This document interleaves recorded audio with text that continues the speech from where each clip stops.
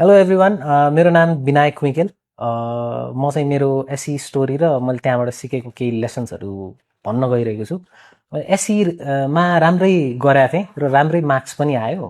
अम, a, र मेरो major learning भनेको चाहिँ के थियो भन्दाखेरि पढ्दाखेरि अथवा केही चिज गर्दाखेरि चाहिँ त्यसको प्रेसर भन्दा पनि त्यो चिजलाई चाहिँ एज अ च्यालेन्ज लिएर अगाडि बढ्दाखेरि चाहिँ राम्रो हुन्छ, आउटपुट राम्रो निस्किन्छ। कुनै पनि सब्जेक्ट पढिराखेको छ, कुनै पनि स्किल सिकिराखेको छ, कुनै पनि नयाँ कुरा लर्न गरिराखेको छ भने चाहिँ त्यो चिजलाई चाहिँ इन्जोय गर्न सक्ने प्रोसेस, केही तरिका अथवा केही चिज भेट्यो भने चाहिँ त्यो त्यो चाहिँ एकदम त्यसले चाहिँ एकदम राम्रो आउटपुट दिन्छ।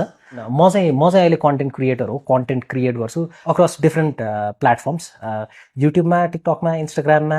एजुकेसनल कन्टेन्ट, अलिकति ओपिनियनेटेड खालको कन्टेन्टहरू पनि बनाइरहेको हुन्छु टाइम टाइममा। योबाट चाहिँ यो कन्टेन्ट क्रिएसनको जर्नीमा चाहिँ मैले सिकेको एउटा इम्पोर्टेन्ट चिज चाहिँ के हो भन्दाखेरि